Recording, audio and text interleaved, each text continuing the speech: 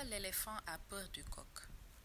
Autrefois, pendant la saison froide chez nous, les animaux, comme les hommes, coupaient du bois pour se réchauffer. Cette année-là, il faisait vraiment froid.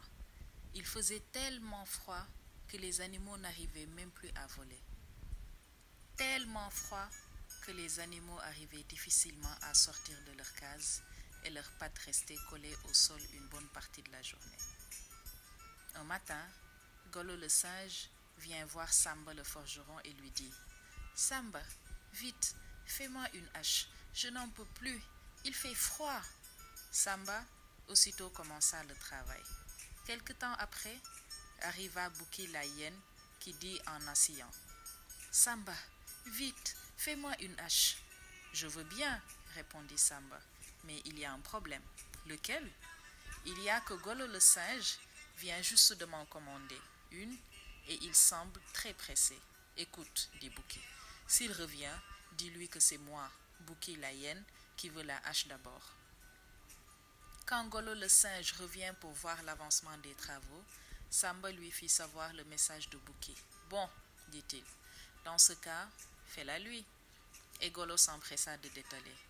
Arriva alors Gaïndé le lion qui, à son tour, commanda une hache. « Je veux bien, dit Samba, mais je travaille à une hache pour Bouki la hyène. »« Écoute, dit Gaïndé, si Bouki revient, dis-lui que c'est moi, Gaïndé le roi lion, qui veux la hache en premier. » Quelque temps après, Bouki arriva pour récupérer sa hache. « Attention, lui dit Samba le forgeron, après ton départ, Gaïndé est venu et il a commandé la hache.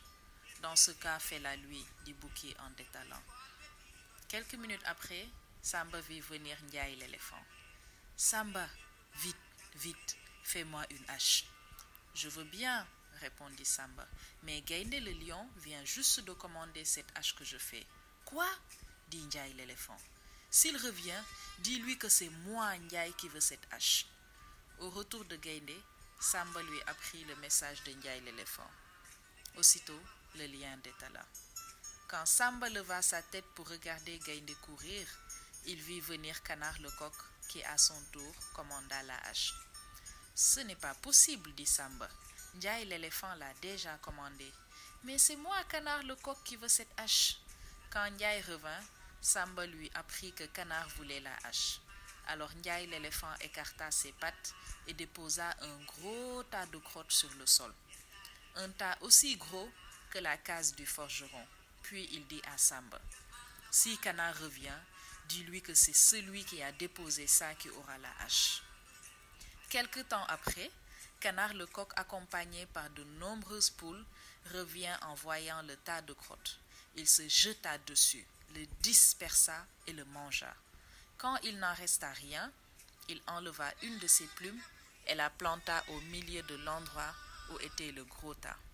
Il s'adresse alors à Samba et lui dit: « Si Ndiaye vient, dis-lui qu'il m'a suffi d'un petit souffle pour disperser son tas et que ce qui est planté là n'est qu'un des poils d'une de mes narines. » Quand Ndiaye l'éléphant à son retour vit ce qui s'était passé et entendit le message de Canard le coq, il prit peur et alla vite se réfugier dans la forêt. Depuis ce jour, l'éléphant vit au fond de la forêt et ne s'approche plus des villages. Mon conte est fini. Celui qui respire le premier ira au paradis.